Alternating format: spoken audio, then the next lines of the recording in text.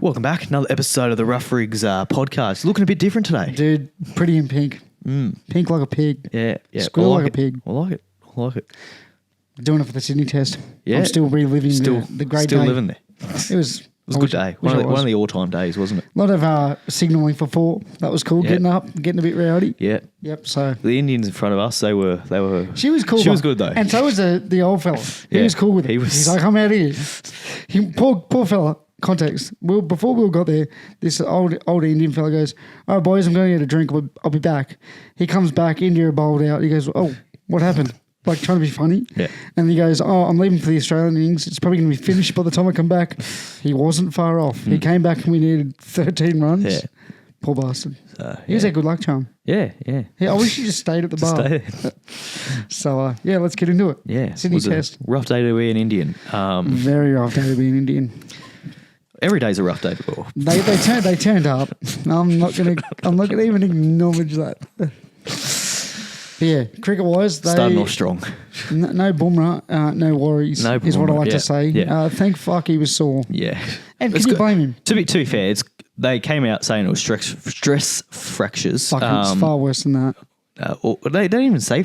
They said back spasms. Back spasms. That's even less.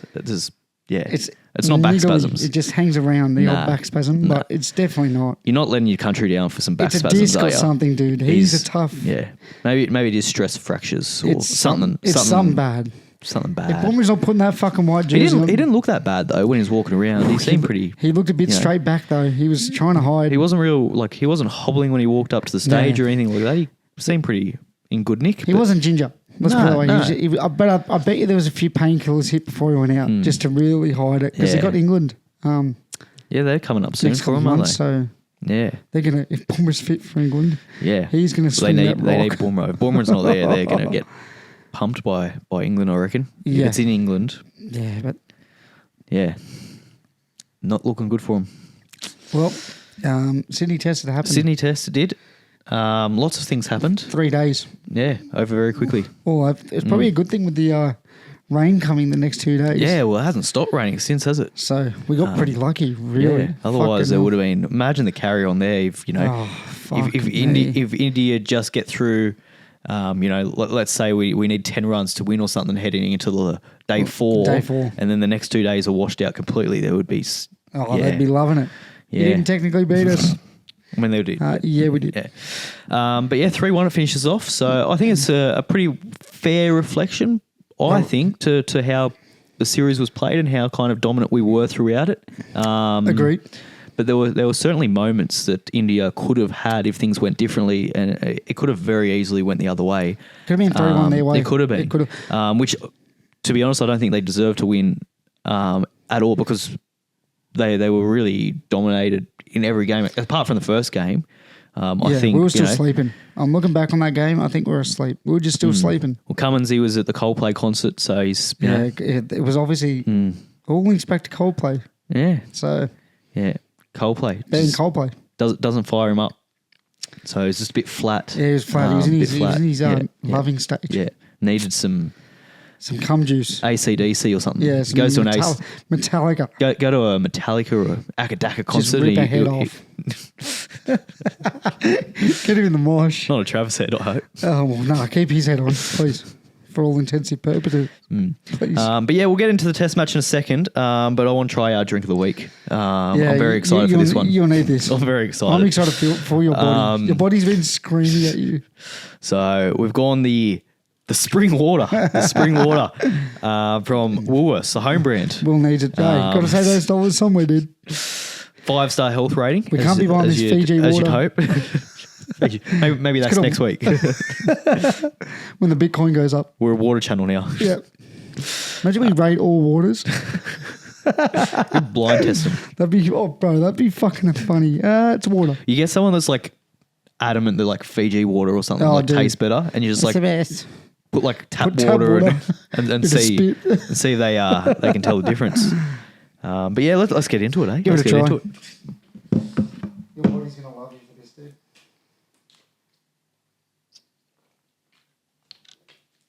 It's actually coming. Yeah, good.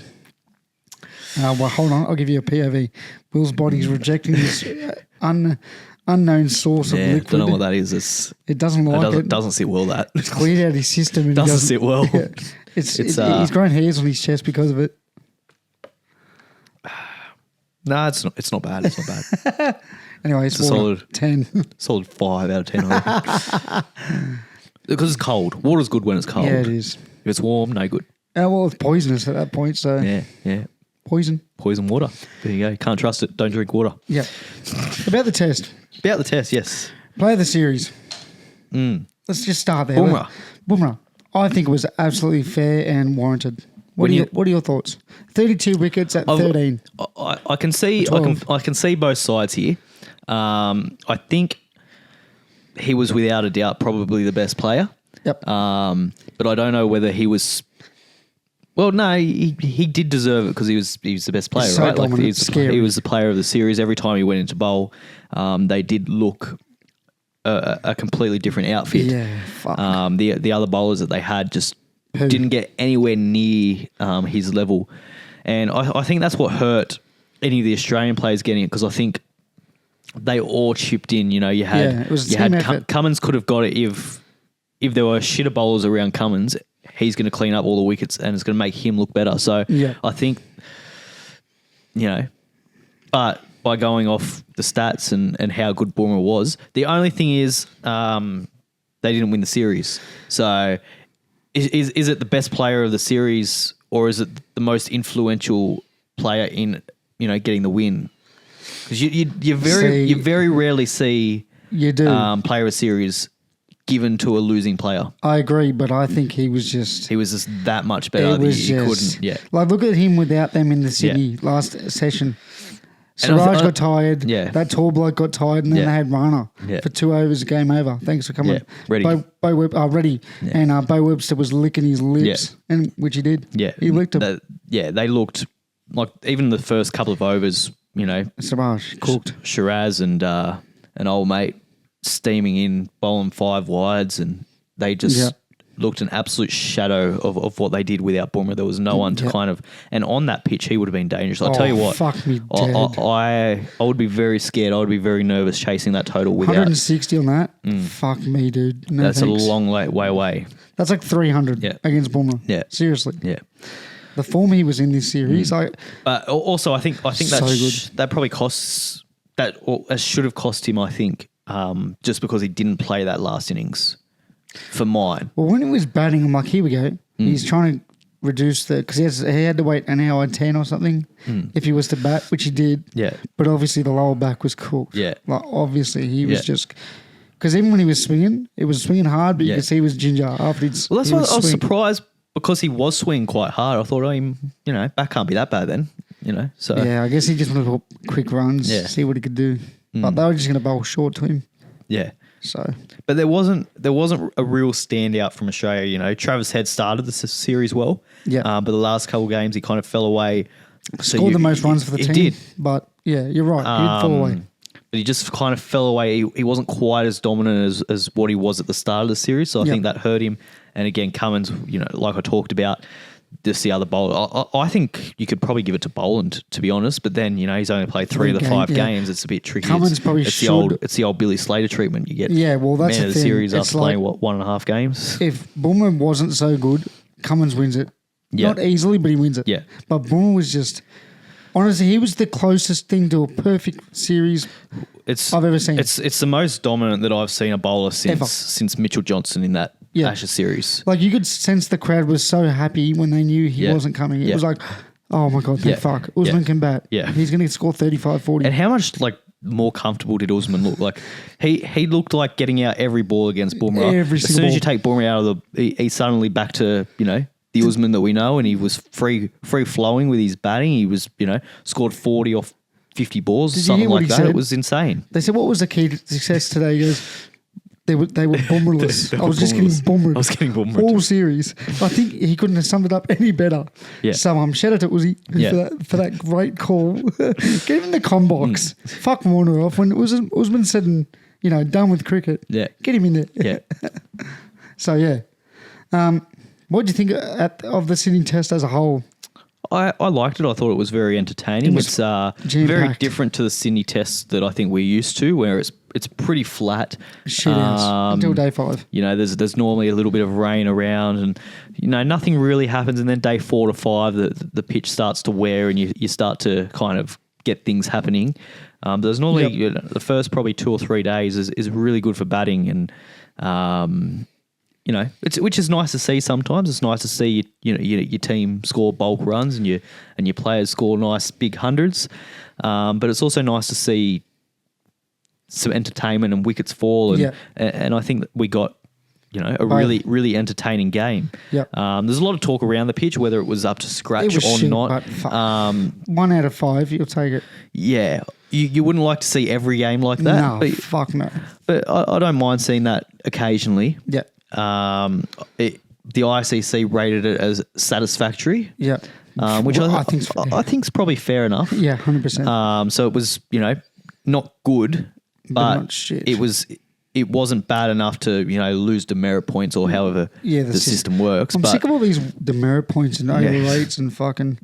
A lot of Indians carrying on though, be like, oh, this was India. We'd be, saying it was pitch tampering and pitch doctoring and all that. You serve up a dust bowl every single time. Yeah. We're used to it by now. Yeah. But we still suck. But this was like probably the last pitch that we would want. Like in terms of we only needed a draw to win the series. I know. So like if we were pitch tamp or pitch doctoring, like people were claiming, could be dead. It'd just be a complete flat pitch, and we'd bat 5 days, win the toss. Whoever the bat curator, for 5 days, and that's it. Whoever the curator is for the SCG, please go into hiding. Yeah. Fuck me, dude. That was scary. With Bumrah, you serve up that. I think he may have had a bit of money on fuck Bumrah for 12. You're playing right into India's hands. So dude. I don't know how they can carry on about that. To be honest, I think that's a ridiculous claim. It's nothing like the pitches in India where you go over there and all of a sudden there's different sides of the pitch because we have more left-handers than them. So for our left-handers, there's more rough there. Like there's a fucking pothole. It's the fucking clear pitch doctoring that. But hey, they never get fined. So yeah. Well, you look at the last series we had when India, they only needed a draw to win the series, and they prepared a fucking flat thing. The flattest thing you'll ever see. Virat Kohli didn't look like scoring a run all series. He scored 180. I think. Thanks for that, dude. I think Todd Murphy got close to 50, batting at number 11 or something. So like it was. If Todd Murphy's in the 50, there's something going on. So basically, shut up about complaining about the pitch because I thought it was, as I said, you wouldn't want to see it every time, but I think once in a little bit, there's. Not bad. Bit of entertainment, something different. We'll touch on the Kohli. It wasn't really an incident. It was a bit of shithousery from both fans and Kohli. The old Kohli's a wanker chant started in the rowdy section. Yep. And fair enough, he's a wanker. He is. They're just speaking, just speaking their truth. Summed it up well. Freedom of speech in this country. Well, that's what we've got. That's what we've got. I don't know if India has got that, but probably not. Anyways, and then Kohli retaliated with the old sandpaper at the pockets. Yeah, classic stuff. I must admit, it was a touch bit funny, but I'm also like, dude, okay, you're overdoing it. Yeah. Once he done it the first time, funny. Yeah. Classic, we move on. But he kept on like rubbing his fingers and, all right, dude. But also your team's getting pumped. Shut the fuck up. Like you're about to lose. Your captaincy is horrible. Yeah. You bowled Siraj 9 straight overs and you bowled the other tall 7'6" cunt 8 overs straight. Yeah. So maybe if you learn how to captain, maybe you've forgotten that while doing sweet fuck all except for the first test. Yeah. But yeah, thanks for captaining the worst bowling lineup I've ever seen. They looked poor. The fielding was poor. Yeah. It was. They looked flat without Sunda hasn't bowled an overall test. Oh, let's give him the last one when Bo Webster's got his eye in. That was really fair of you, Kohli. Thanks, man. Sunda's probably saying, shout out, Kohli. Cheers. But he's a wanker and we move on. Yep. Kohli is a wanker. He is. Very well said. So is Shiraz. Yeah, but no one actually. He just got a lot of boos. There was a couple of chants. Which is racist. Booing is racist. Booing is racist. There you go. Yeah. Bavuma. I'm sorry. Boovuma. Yeah, I'll be booing. Because he's in some fucking form. Anyways. There you go. He's short though, so, can't win them all. Short in all the wrong places. Webster's not. Big slug. Slug. Slug. Boland. Another fucking career-defining match. Fuck, he's good, isn't he? He just keeps getting better and better. He just 10 for 76, I believe. Yeah, for the match. In that match. Yeah, 6 for 1. 6 for 40 something in the second innings. So I feel safe. Yeah, he's like a budget but not budget version of Hazelwood. They bowl similar lines. They bowl at similar pesky length, and they both get something out of nothing. Yeah. He reminds me a little bit, and I think I was telling you this. He reminds me a little bit of Ryan Harris. He does. Big body, trundles big chest, barrel chest.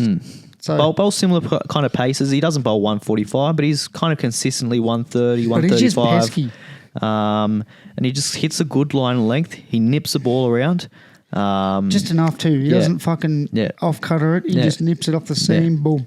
Thanks for coming. Yeah. Well, he's getting to go heaps on that pitch, I'll tell you. Yeah. I mean, if you can get something out of that MCG, fuck me dead. Yeah, he's... I'd like to see him with a Duke.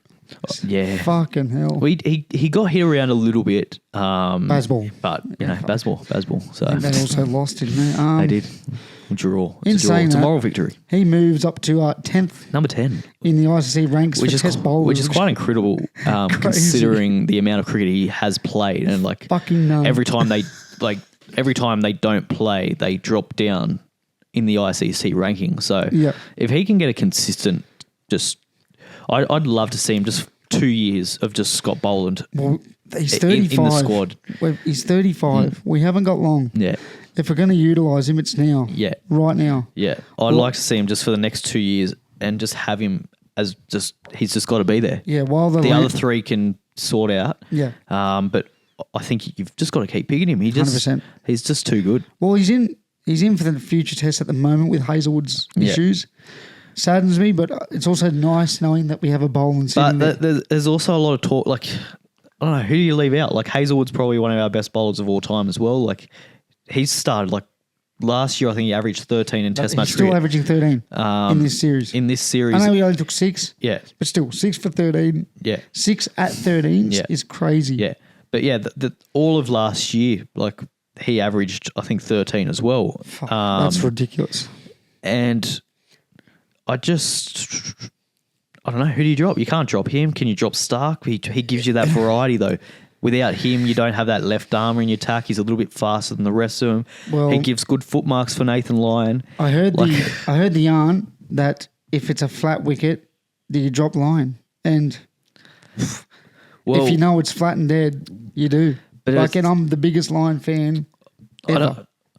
Not if it's flat. I think you need Lyon when it's flat because you need to give the fast bowlers a rest. And I think you need that change of pace sometimes. Or do we just start rotating on a flat wicket? But when there's the last couple of tests have been where there's a bit of grass around and it's really good for fast bowling, then I think there's an argument in the Sydney test that you could argue obviously Nathan Lyon wasn't really that crucial. Wasn't needed at all. You'd probably much rather have an extra fast bowler in the team there for a surface like that. I think if it's flat, then, and obviously in Sri Lanka and the spinning wickets, you want Lyon. But I think if it's a seaming wicket, then I think you can have that argument. But it's so hard. How do you drop Nathan Lyon either? Are we getting to that point where we just start rotating our bowlers? Yeah, the old Starkey rotation. Stays because having that left arm swing, it's just invulnerable. Or do you play 5 bowlers and you drop a batsman? Yeah, fuck. I mean, the shit part is Cummins good enough to bat as the all-rounder? Not really. Yeah. That's the big issue. Yeah. His bowling is exceptional. He can get you 49 here. And the problem is bowling can't bat either.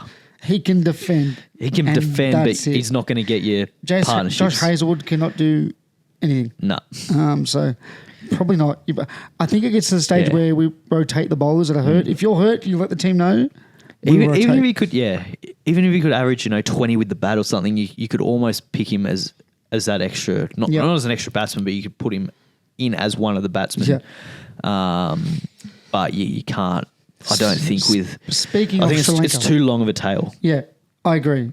But speaking of Sri Lanka, the squad has been announced. It has. The additions and the subtractions. We like our additions and we like numbers. Well, McSweeney's back in. McSweeney's in. I like that. He's back and in. I really hope he gets a go. I think, and he's a good player of spin. Swing, spin, king. Shout out. But I think if he gets picked, I think they'll play him in the middle order, and I think that's Surely why. 6. And I think that's what it was very strange, actually. I know you're a big Peter Hanscom fan. I don't understand what the go is of adding him into the squad. With Kuhneman and Todd Murphy. Todd Murphy. So they're 3 big dogs. With the, intention of preparing them to go to Sri Lanka in Sydney, but then didn't pick him anyway. He's averaging 40-something in the Sheffield Shield. Yeah, and obviously one of our best players of spin. Victoria. I think what I can gather from it, and the only way I can kind of make sense of Smith it, wants to play, Marnus wants to play. But also I think we've picked Cooper Connolly. Youth. We've picked a lot of young players, Konstas. and I think the fact that we won in Sydney and we won the series and we've sewn up that World Test Championship, I think it gives us the opportunity to turn to some youth, to blood some youth, and I think that's the direction where they've gone. I think there was a little bit of talk before the end of the series that Maxwell was in contention, and then obviously Hanscom, and I think the selectors have just gone, you know what, they're not going to contribute long term to Australia. We've got an aging team. Everyone's over the age of 30 just about. So we need to blood some young guns in. And I think Hanscom and Maxwell obviously don't fit that description. Mid-30s. So they're probably not going to gain anything in terms of the future of Australian cricket, right? I agree with you. They might be the best picks for that particular series. And in the past, and it's strange for an Australian Test team to kind of pick for the future. We always pick for the present, pick for the now, and pick for the win.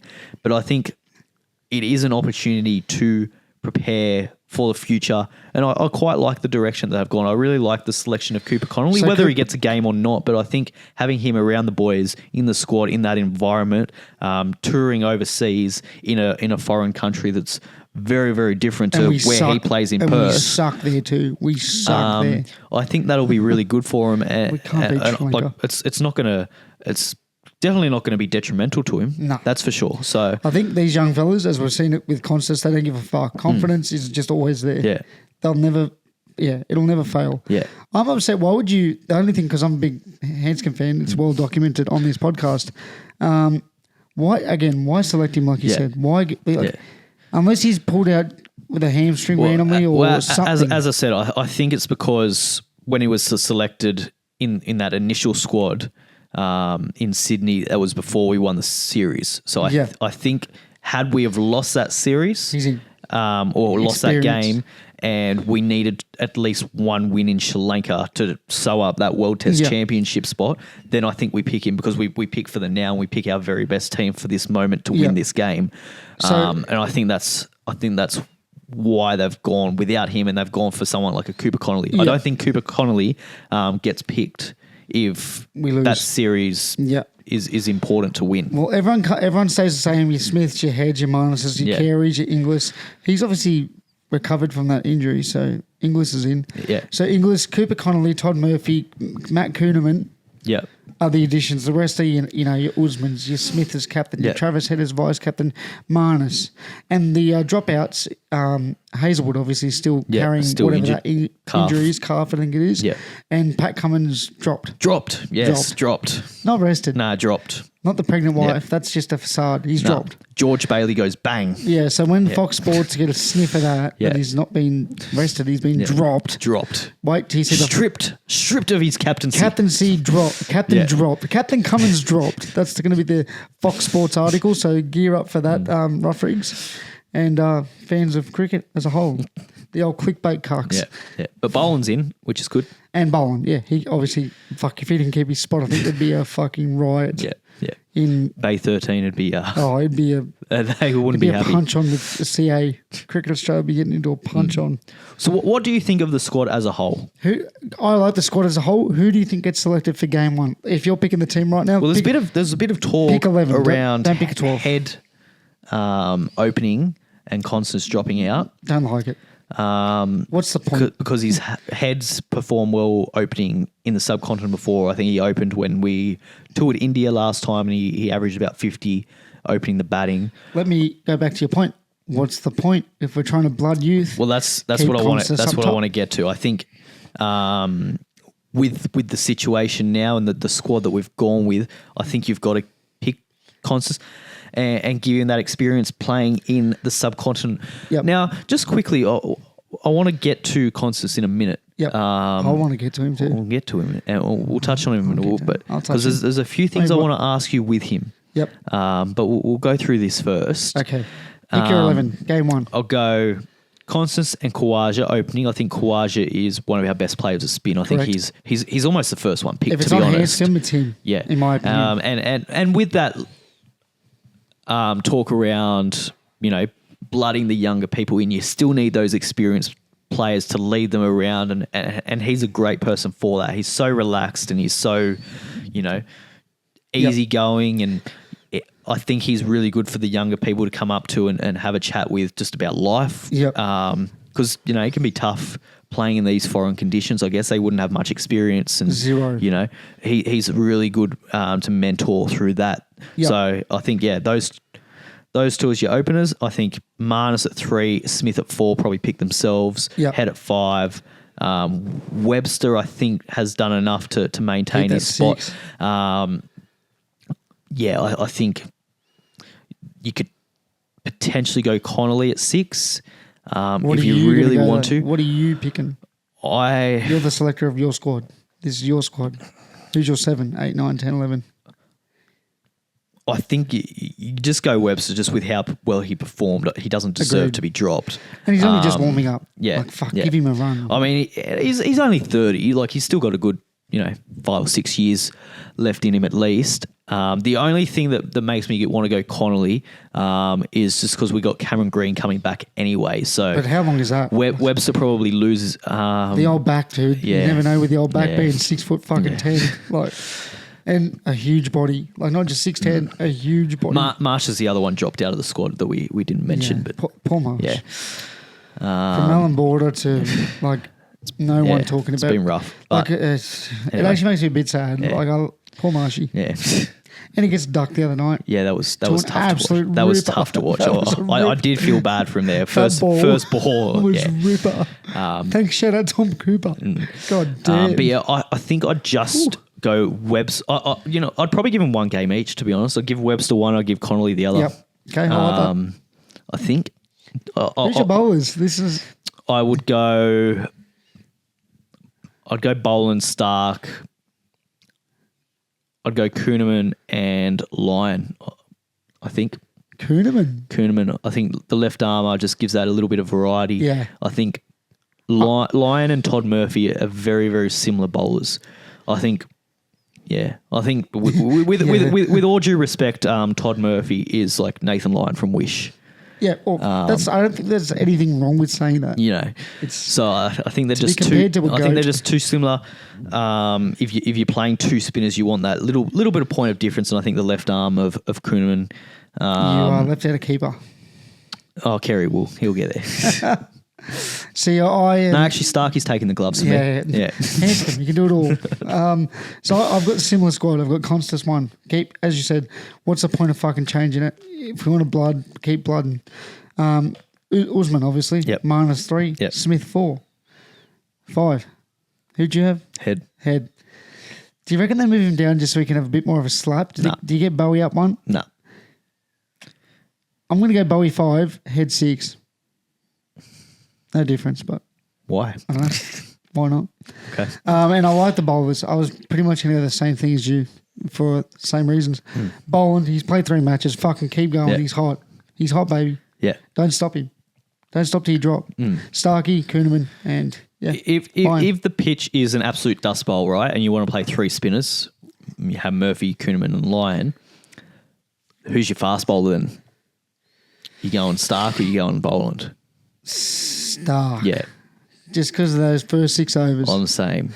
Now, question. I think if it is a dust bowl, same. you want someone that could swing the ball a lot can bowl fast. Yeah. Can do some damage with and plus he's a little bit of a better batsman. I've got a question for you. Yes. We go down 1-0. Yep. We go down, losing. Yep. Same stadium. Yep. Game 2. Yep. What's your squad? I mean, what's your team? Game 2, 1-0 down. Depends how they perform. Would you pick the same squad?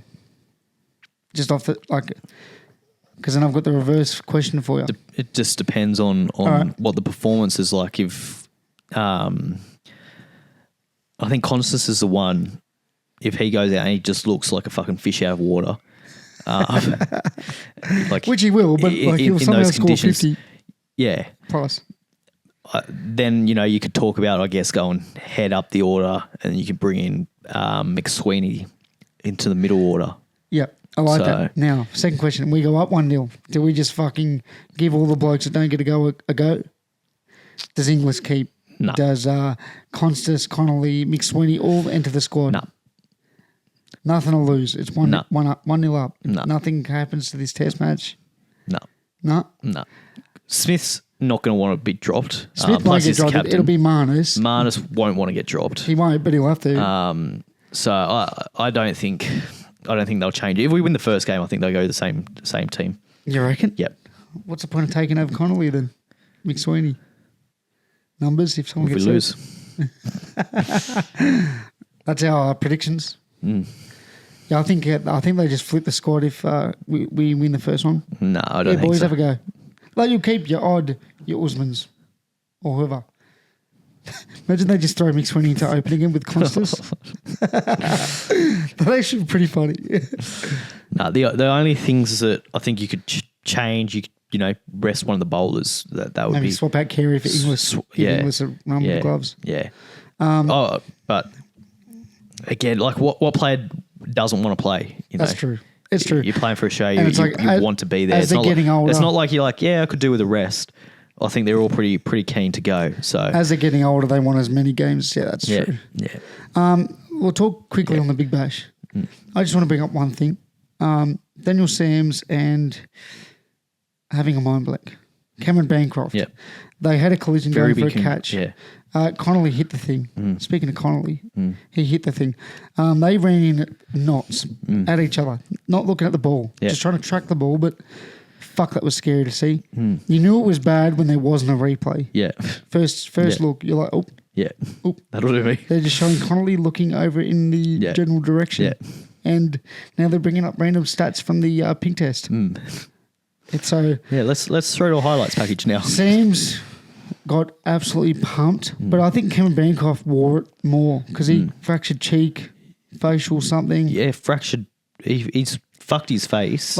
And I think his shoulder as well. Cam Bancroft might be the most unluckiest man in the history of Australia Test cricket or just cricketer in Australia at the moment. Yeah. He's about 1 to 2 big scores or any scores, a 50, a 35 not out, off getting selected, you'd say, over Konstas. Yeah. He was 1 score off. Yeah. He shits the bed at the wrong time. Yeah.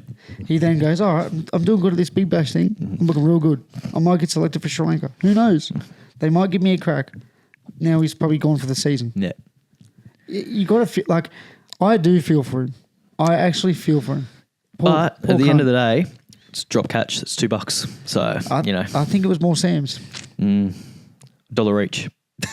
God damn. Call your names, boys. Call your name. Fuck, man. I'm so surprised nothing worse came out of that because that was scary. Yeah.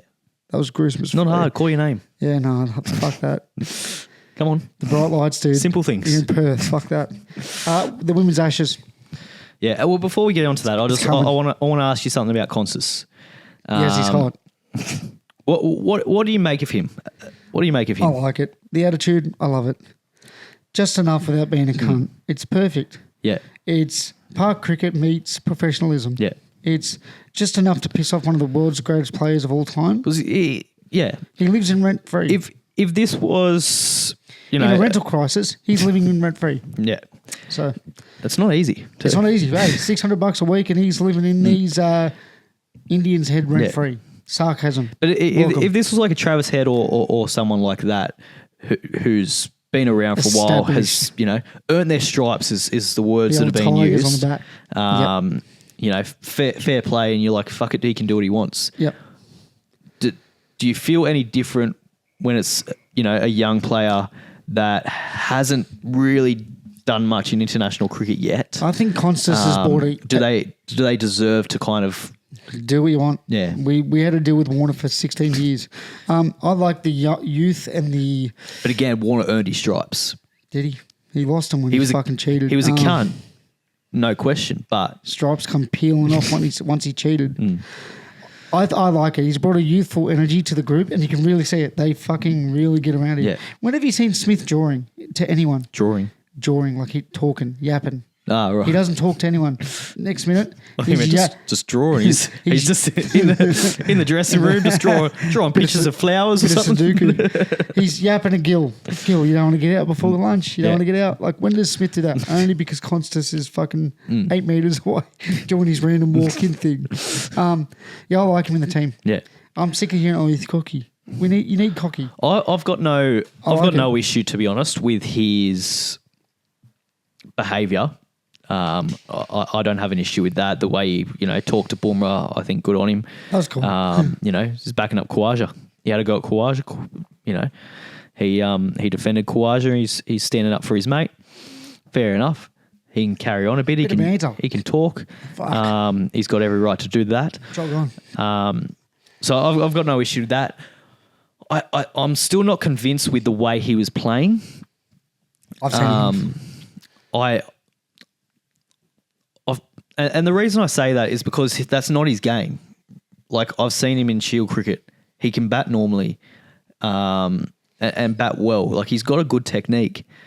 And I'm concerned now that he's almost pigeonholed himself as a player that can just go out and swing and take those chances on it and not really back his defence and back his good technique, because he's got a really good technique. He averages, quite well in the limited first-class cricket that he's played.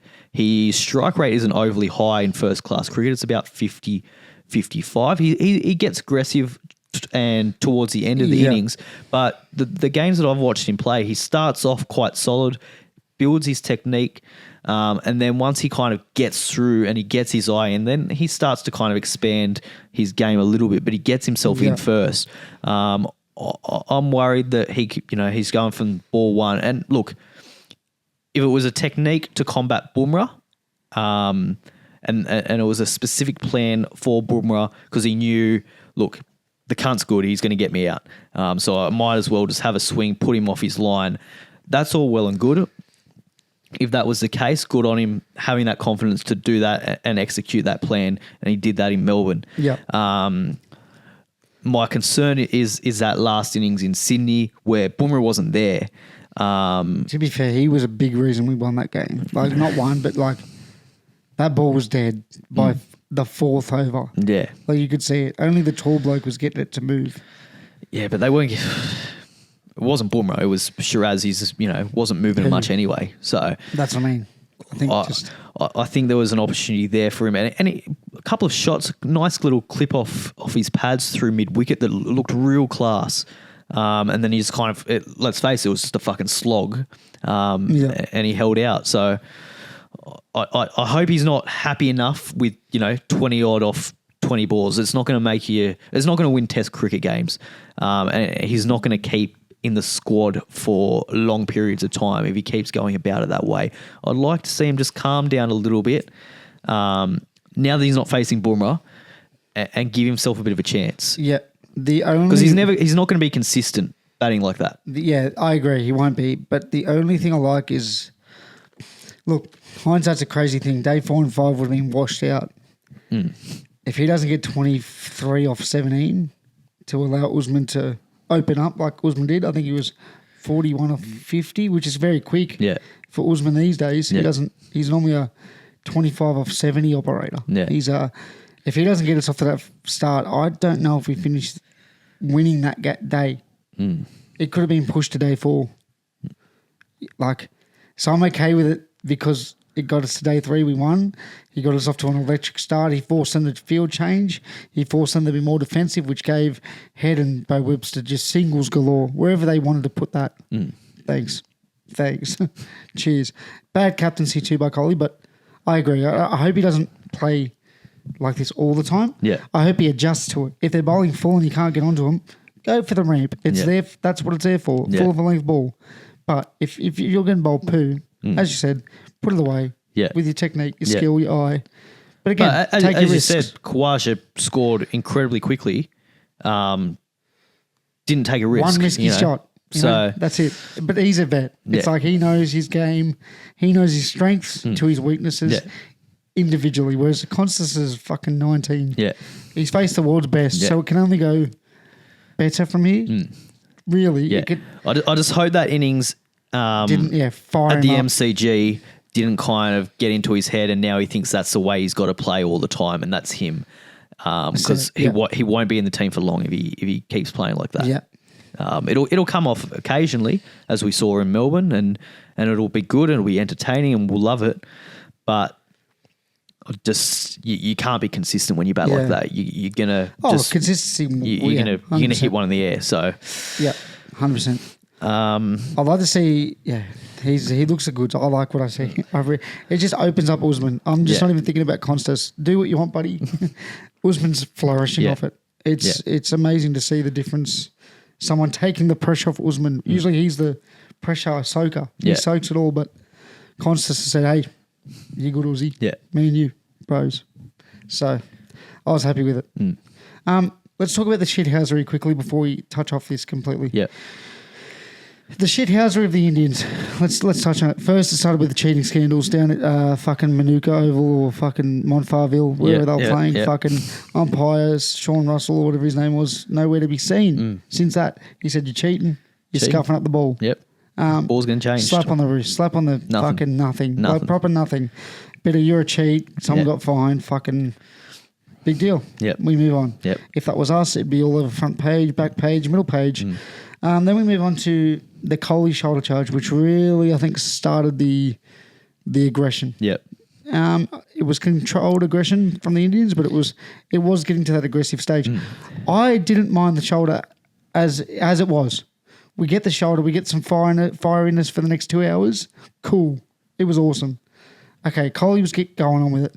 We had send-offs from Siraj from a bloke getting 140, Travis Head. We have Travis Head yapping back, which probably was the wrong thing to do, but I get it. You fucking scored 140. You got some cunt going, fuck you, mate. See ya. Yeah. Then we move on to just the shithousery overall. A lot of yapping from Kohli, a lot of talking. Konstas probably shouldn't have fired up Bomber the second last ball of the day. That pissed me off because I'm like, okay, Usman's cooked. Yeah. He's going to get full outside off swinging into him. And that exact ball was bowled. Yeah. What are your thoughts on how this series played out, both sides? Because we can't just say the Indians were cunts. We were a bit cunty too. Like, Smith sending off Gill. Like, Gill's played 2 matches, Smith. Calm down, dude. You're picking the wrong dude. Pick the guy coming in after him. No, fuck him. If he's going to take his time and, The only one that could deserve a send-off of any amount was Bumrah.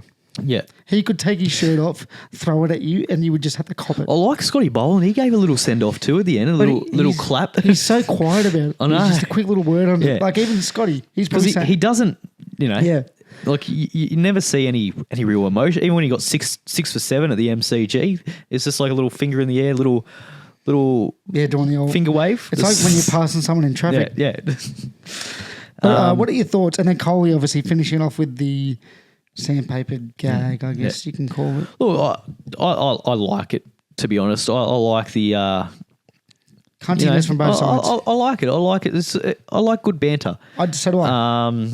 If you give it, you got to be willing to take it, which I think agree. there's plenty of members in that Indian side and probably the Australian side, but mainly the Indian side that don't know how to do that. They can certainly dish it out, but when it comes coming back, they have a bit of a sook about it, don't they? So that's one thing I don't like, but it goes both ways. I'm all for it. I want to be able to hear it. I want to hear people calling each other cunts. Go for your life. Go nuts. The whole shoulder charge thing. thing. Personal. Look, the whole shoulder charge thing, probably wasn't great. Wasn't a good look for Kohli. Wasn't great for cricket, but in saying that, I'm sitting back and I'm watching it and it fired me up, and I'm like, fuck, bring it on, do more. Everyone shoulder everyone. Start throwing punches. Like the NRL when they're warming up in the sheds. Oos. So it's like the NRL when they're, when they had the biff every time that you want to see them throw them. Manly versus Storm. That's what we want to imagine that. It's probably not good for the young kids watching, but I want to watch it. So when's De Kock and Warner going to put the gloves on now that they're both retired and boxing charity Maybe match? George Rose can... Whoever loses has to tell all about the sandpaper gate. 60-minute interview. Fucking he'll love that. Won't keep Ringside. So I was in Caribbean Swarm. Yeah, but I'm okay with cunts being cunts. Yeah. If both sides. Like, Konstas was a bit cunty. Yeah. Boomer was a bit cunty. He's all right. Yeah. He's allowed to do whatever the fuck he wants. Yeah. Kohli was cunty. It was cool. Yeah. But I was also, you don't want that every series. No. No, you don't want to. Draining. Yeah. Draining as a player, draining as a fan. For those big series, like, I'd be upset, like, if we played an Ashes series and we're nice to the English. Like, don't be nice to them. Fuck them. They're a bunch of cunts. I want to see our players fucking fire up and get involved. Firing up, I'm cool for. And, ideally, I'd love to see England just roll over and take it. But as a spectacle, I would like them to go back and forth, and you have that intensity, and you have something from them that's coming back at me, because they're doing it to my players, and I'm going to support my boys, and I want to, have someone to hate. You don't have someone to hate. I get you don't have someone to hate. And the last thing was the Hindis. The Hindis. Speaking in Hindi. Yeah, that was a bit strange. So that was just... as part of your contract, it's like, I get it. You're pissed off with the Australian media. They took some photos in the airport. Yeah. Big deal. Like, dude, you're a megastar. Yeah.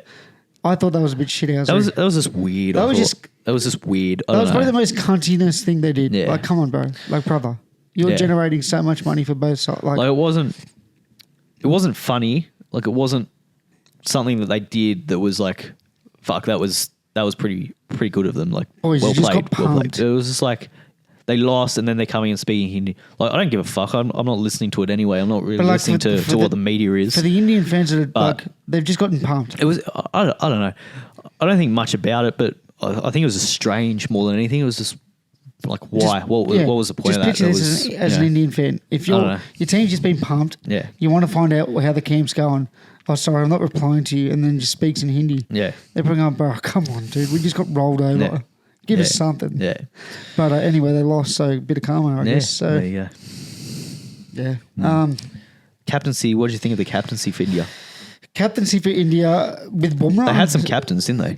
Captaincy with for India with Bumrah was fucking 9 out of 10. Very close to a perfect captaincy run. He fucking dominated. Every change he made, something happened. Yeah. Captaincy with fucking Rohit, thank you. Yeah. He was playing for Australia, so thank you, Rohit. I'll send you the PayPal soon. Yeah, there were some strange things that he did. I think he sucked. He just kind of let the game drift, I think, at certain points. He just every session. Yeah. They get the advantage. Yeah. Oh, I'm going to take Bumrah off.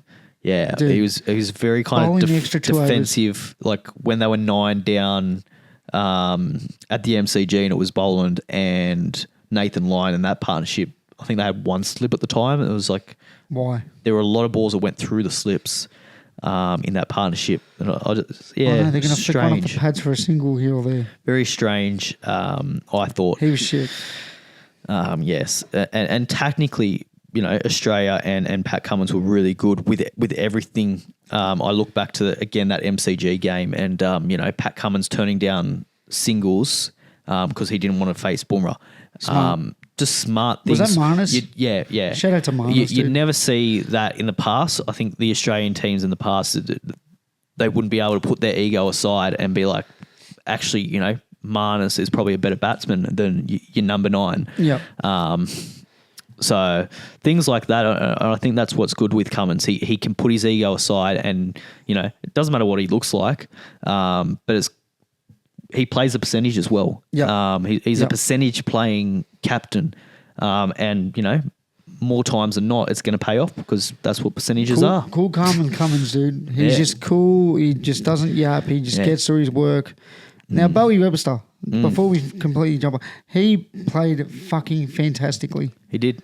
He average is 60 odd now. One of the better debuts that you could ask for, to be honest. He won us the game. Came on, finished massive fucking hands, massive hands, fucking everything. Gloves, but socks. Shoes. Yeah. And cock. But yeah, just very, very good hands, very safe hands in the field. Nothing's getting past him. Yep. Scored the winning runs. Bowled pretty well, I thought. Was a bit unlucky not to get a couple more wickets. I think Smith fucking hates him. But Smith hates his guts. Lyons too old. I'll tell you what, Lyons fielding has gone downhill, actually. I noticed watching that series. To be fair, that catch was hard. Nothing normally got past him. Like even just his ground fielding.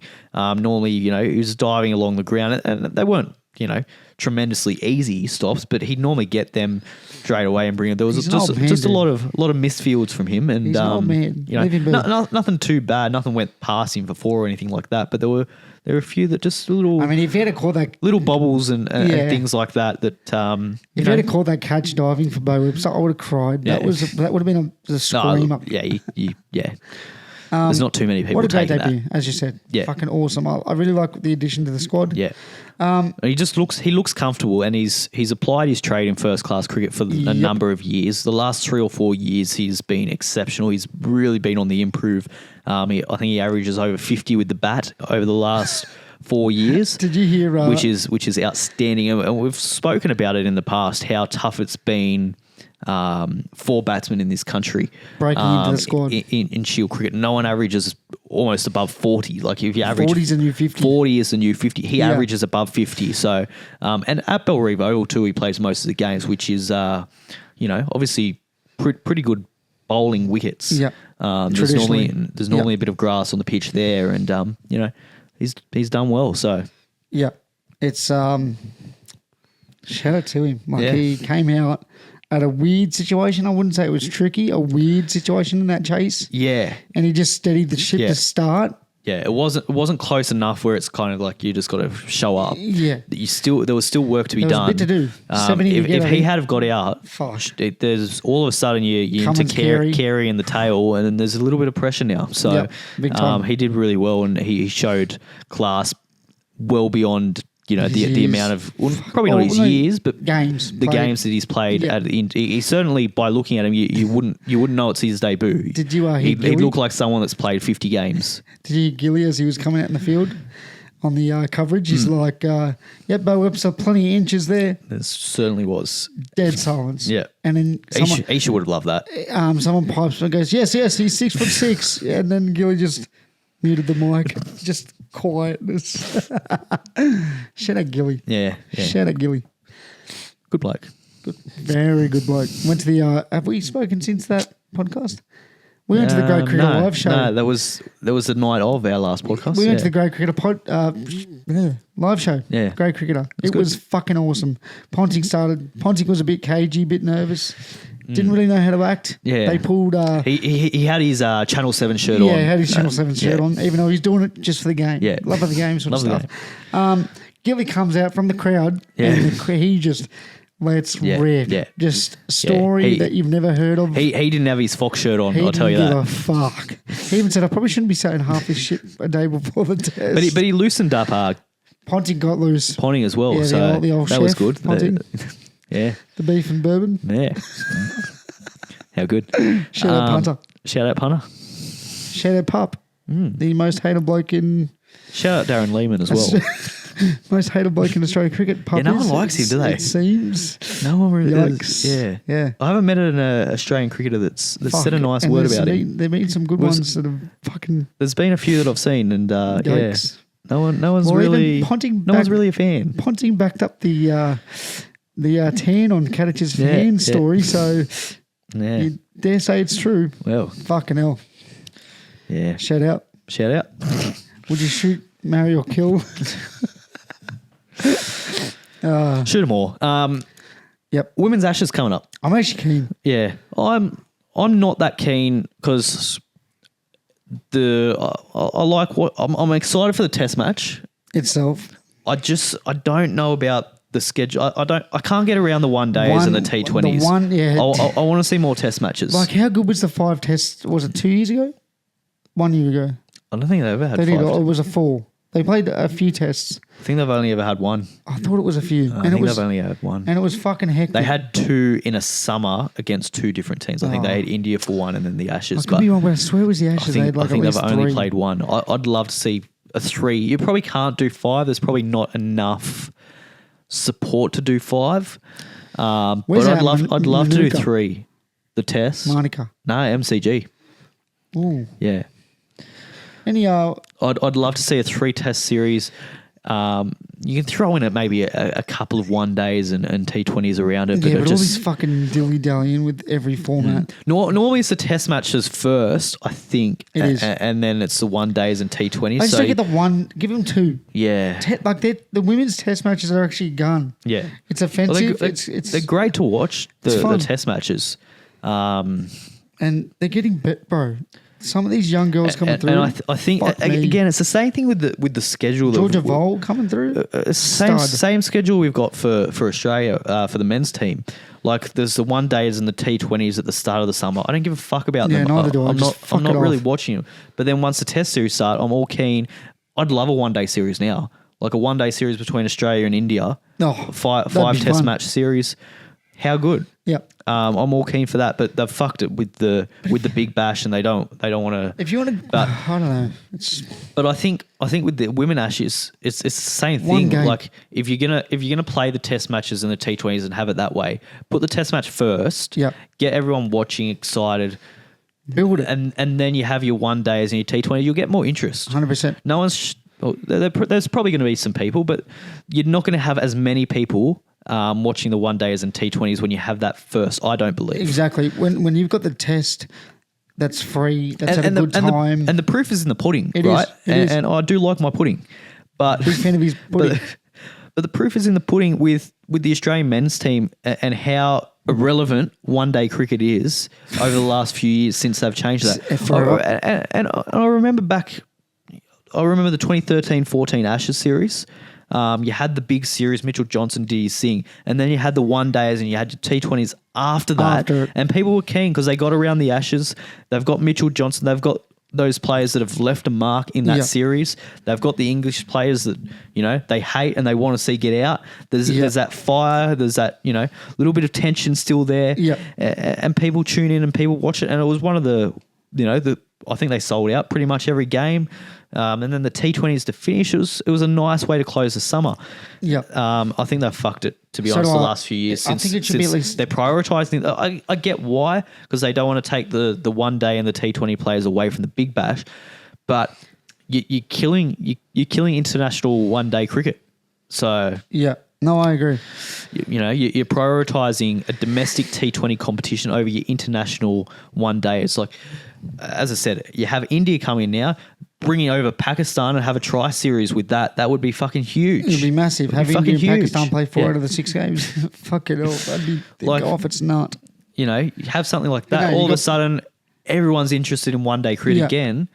But I don't know. But no, you got fucking Pakistan playing.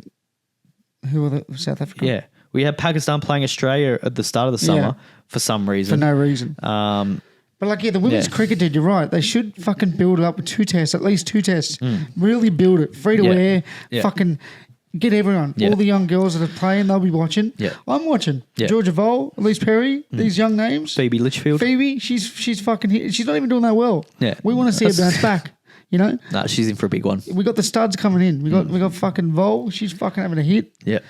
Like Sutherland, she's killing it. Like, why are we not fucking showcasing these women? And then you have, the legends of the sport. You've got your Elisa Healy's and your Elise Perry's that are just, you've got the class. fucking 40-year-old man.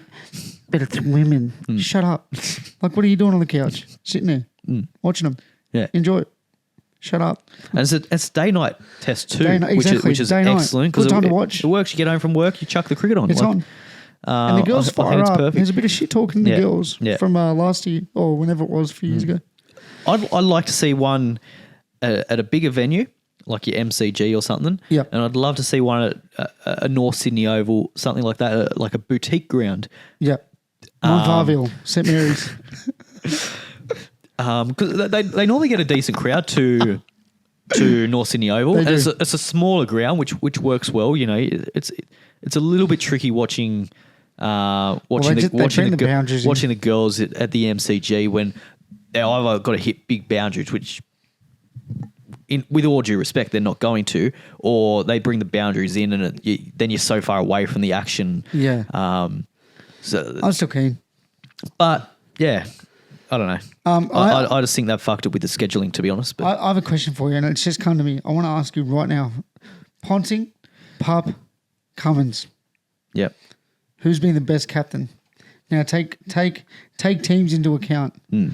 Ponting, best team. And rightfully so, they won everything. Yeah. Fucking everything. Yeah. Pup, probably the worst team, you'd say. Like, really, at the time. Yeah. The handover. Cummins, I'd say in the middle ground of both. Yeah. They've got some absolute stars, absolute Hall of Famers. Yeah. Your Starks, your Smiths. But they're not.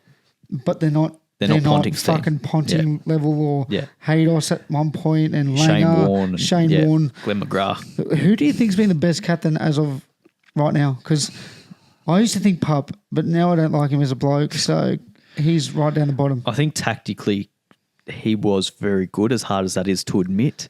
Pat Cummins. Pup. But I think Pat Cummins tactically has been excellent as well, and the games that he's won, like the trophies that he's won, with a team that's, good but not great, as you said. Yeah. It's not a team that, should have fucking clean swept every single trophy. Single available bilateral trophy. Yeah. We have won. Yeah. Well, sorry, not we. I'm not in the team. No, well, we're as much as the winners, Pat Cummins, I believe. Yep, same look too. Yeah. Yep. Without us, I don't think they win. So yeah, exactly. But I'm going to... Ponting's obviously going to hold that reign for a long time. But if Pat just keeps winning... He's got the record to show for it, but realistically, anyone could have captained that team to the victories. Yeah, we could have captained that side. And like it's... I'm going to say by the time we're all said and done, if he keeps winning some shit, fuck. I think that the thing for Cummins is you're right. It's the longevity.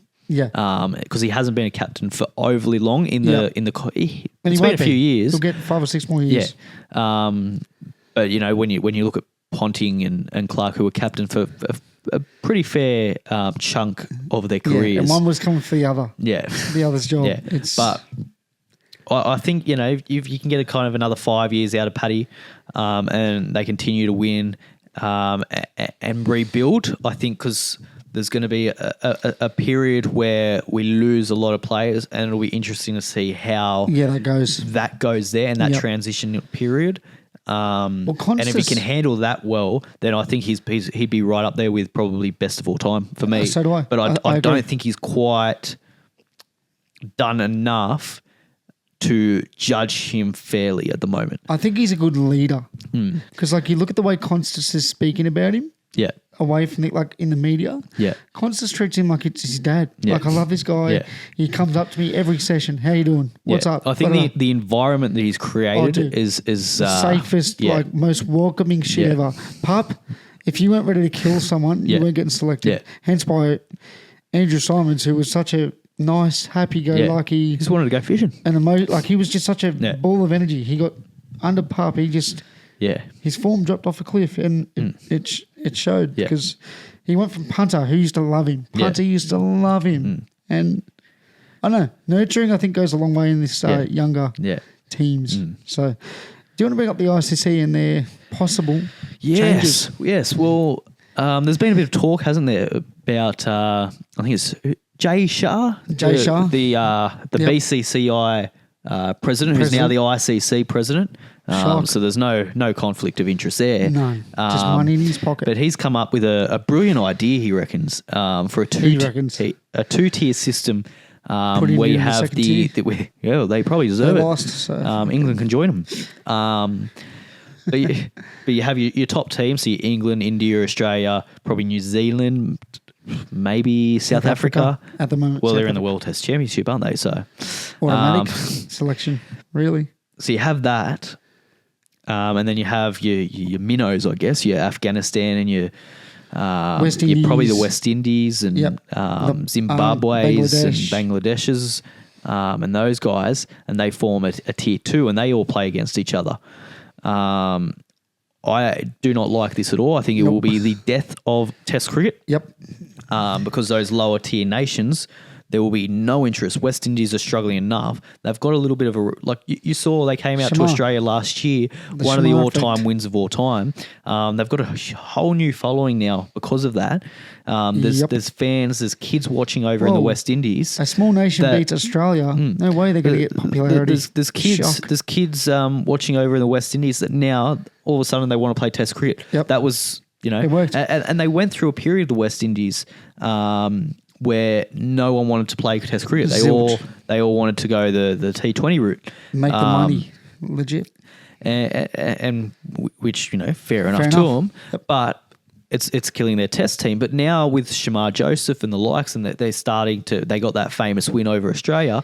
Famous. One of the best probably in their recent history. One of the best. It's going to inspire a lot more players coming through to play Test cricket, I believe. Yep. But if you chuck them in a tier 2 comp where they're playing against other shit countries that don't care about the game, no one's going to play Test cricket. There's no money in it them for them because they're not going to play against the big teams that will generate money for viewership. them. What's the point? No one's going to watch them. So you're going to lose so much talent. Say if the West Indies just versus India in a four test match, you're going to have players that grow up and T20 specialists only, which we're already seeing. They're going to travel the world, making lots of money as they have every right to, but we're going to lose them in the international stage and Test cricket. And we've seen in the past in the 70s and the 80s how strong the West Indies team is. Scary. They try and kill you. If they can get anywhere near that level again, just a third of that. Cricket is going to be in a strong place, and obviously they're not there at the moment. But look at South Africa. If they go down this route, they will never get there. Look at South Africa. They were almost dead in the water a year and a half ago. Almost cooked. They were going to play one test this year. Yeah. 2024, they were going to play one. Yeah. They said, no, fuck that. We'll have one last dig. Yeah. World Test Championship. Yeah. They've actually invested some time, invested some money. Yeah. All these players are wanting to play for South Africa. Yeah. If you're the West Indies, model yourself after them. They almost went under. Yeah.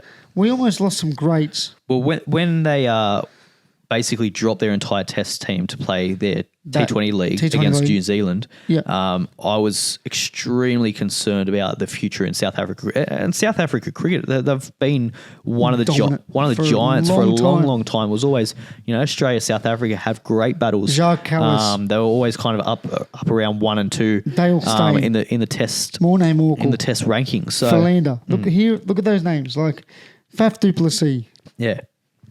AB de Villiers. Like, fuck, man. They've had some guns coming through. Yeah. All different time periods. Yeah.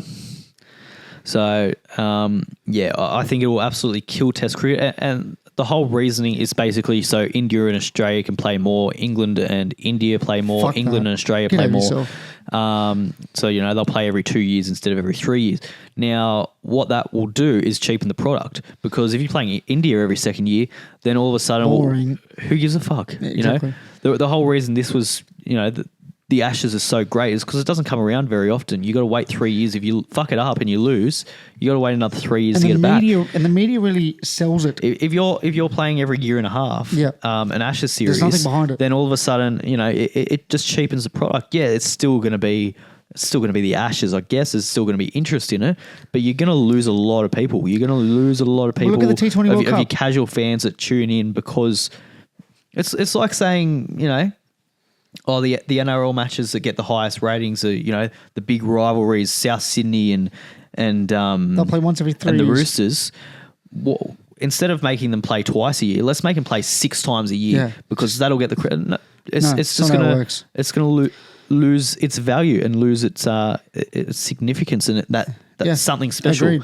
So I absolutely hate it. Stupid idea. Fucking stupid. It might be okay for a couple of years at this current. And what happens?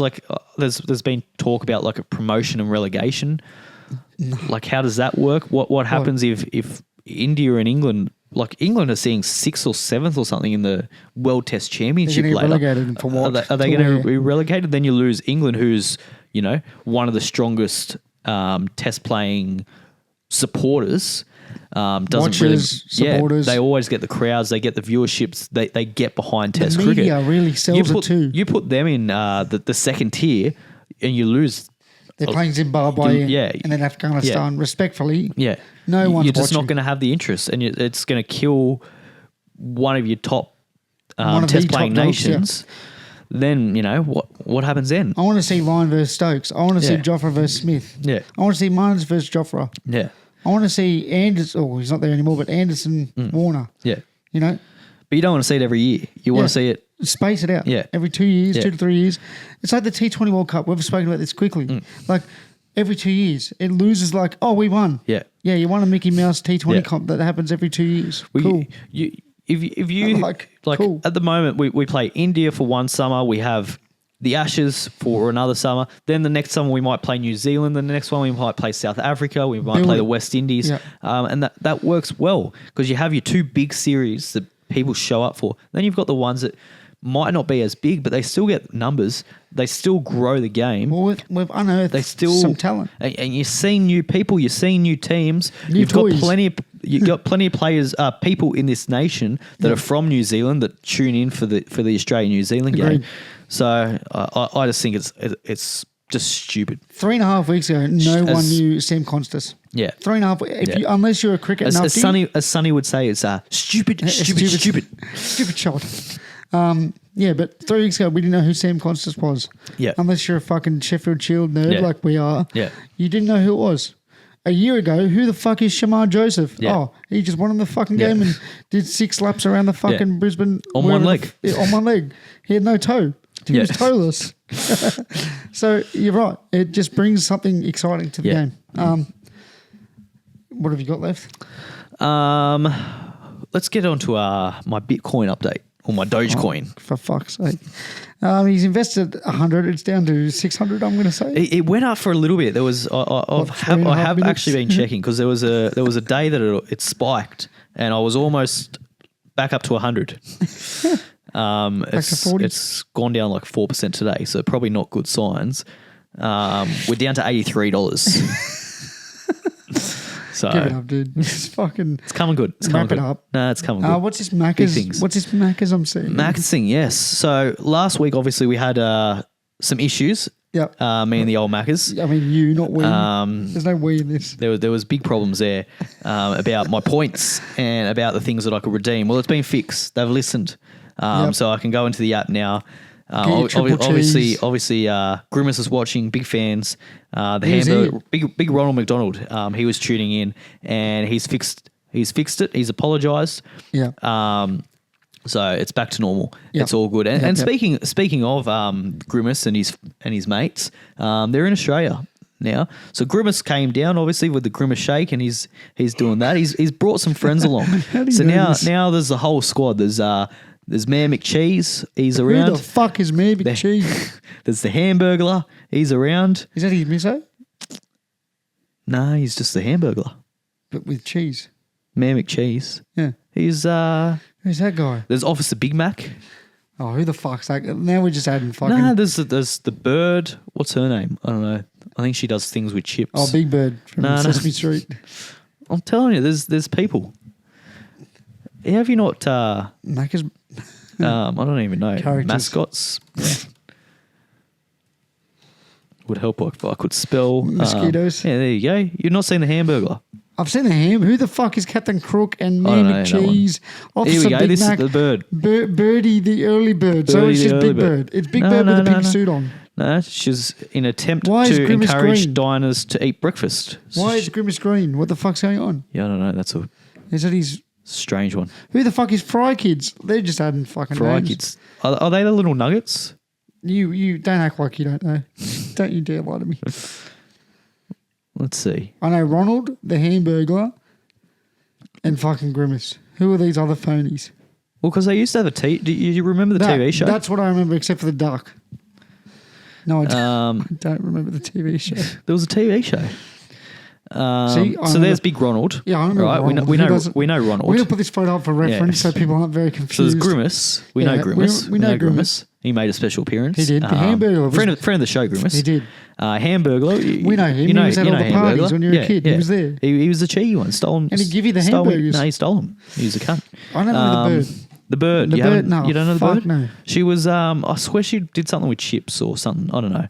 She was good. I can't see my eyes, but I'm looking at you very sus. No. But Google says she's got something to do with breakfast. She's an early bird. It's to encourage, encourage people. Get up, have your breakfast, have your McMuffins, your pancakes, your hotcakes, and the like. And then there was the little nuggets. What were the nugget people? See, now you just waffling. You don't know the nuggets? Don't know. I know hamburger. There's your Mayor McCheese. They're like the Fab Four that I remember, except for the bird. That one there, that picture right there, that's nostalgia right there. That one. That looks nostalgic, but I don't remember Ducky. You don't know the duck. The old bird. No, she was like one of the main ones. Yeah. Ah, well, there you go. Yeah, no, she was good. Do you want to touch on some NRL quickly? And there's the other ones. That's Officer Big Mac. Yeah, he's an add-on. And Who's that? That's Mayor McCheese. Who the fuck is that guy? Mayor McCheese. Fuck, man. Look at him. He's too sus. So he's the cheeseburger. Look at his cheeks. Look at his cheeks, dude. You can't trust a bloke with cheeks like that. And then there were the little nuggets. I can't find them anywhere. I've got to give this guy a touching tribute because he deserves it.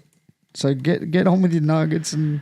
There's the little nuggets. No one remembers those fucking things. There is no way that was a real thing. Yeah, and they dressed up in their, costumes. You've got to put this on the video so people... There's no way people our age will remember that. 100%. What, 20... How old are you? What were they? 25. And 28. Yeah, 25. There's no way in that 3-year gap. Yeah, they were in like the Happy Meals and stuff. I remember the toys, not the fucking like... Well, they came from ads something. Or something. No, there was a TV show. You watch it regularly. It's on Netflix. What's it called? The TV show? Maybe it was a fucking dream. I don't know. I think you're dreaming. No, there was a show. Something. Grimace in the Here, book. McDonald Land. There you go.